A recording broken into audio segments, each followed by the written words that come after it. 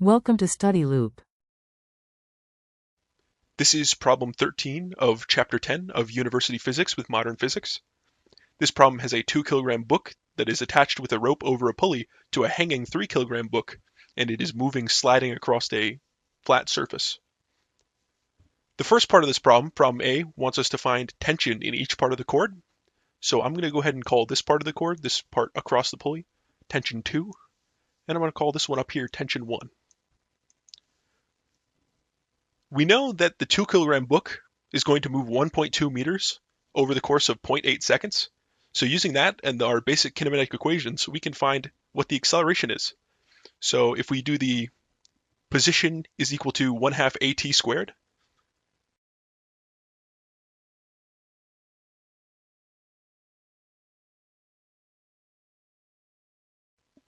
then we solve for A, we can find what acceleration is of not only this first book, but also the second one. That'll be important later on. When you do the math and calculate it out, A ends up being equal to 3.75 meters per second squared. Now that we have acceleration, we can use Newton's second law, F equals ma, to find what the force is of T1, because T1 is the thing that's pulling this book, accelerating it at that rate.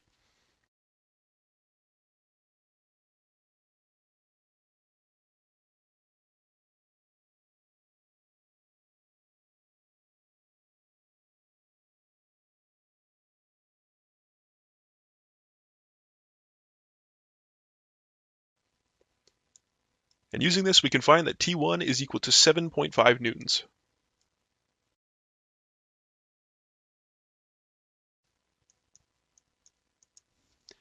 T2 is a little more complicated. For T2, the best thing to do would be to start off drawing a force diagram.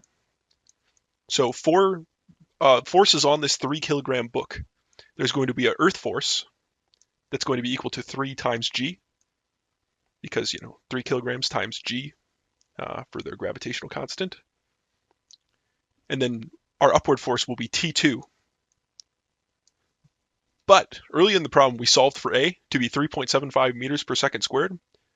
So we know that this book is going to have a net down like this. That's going to be equivalent to this.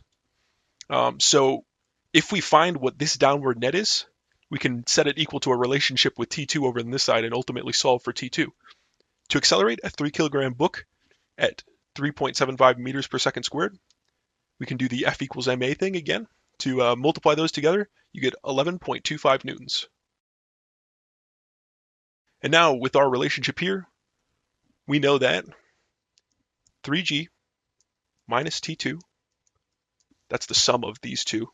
So since T2 is the opposite direction, we subtract it off, will be equal to 11.25 newtons.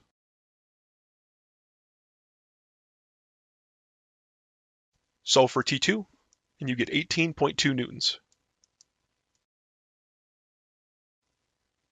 That's the solution to part A. Part B wants you to find the moment of inertia for the pulley. The easiest way to do that in this problem would be to use the Newton's second law relation of torque is equal to I times angular acceleration, where I is moment of inertia, the thing we need to solve. So in order to solve for I in this, we need to find angular acceleration and torque. Let's start with angular acceleration. We have linear acceleration of 3.75 meters per second squared that we found earlier. And if we divide by r, we can get angular acceleration by just converting from angular to linear, r being the radius of the pulley, by the way. So that would be 3.75 meters per second divided by 1/2 times 0.15 meters, which equals out to 50 radians per second squared.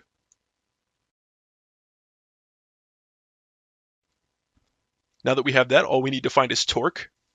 So to find torque, you need two things. You need a distance and you need a force, because that's all a torque is, a force at a distance. We can find the torque by subtracting T2 from T1 so that we can find a net. If you think about it, T1 is going to be pulling this direction, and T2 will be pulling in this direction.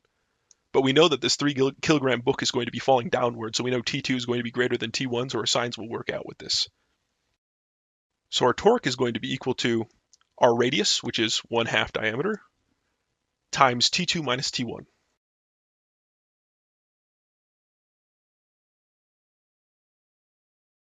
Which equals out to 0.8025 Newton meters.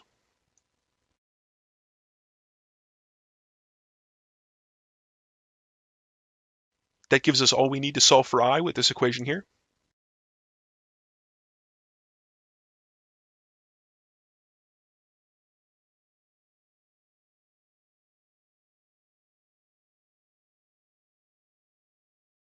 Solving for I, we get 0.016 kilogram meters squared.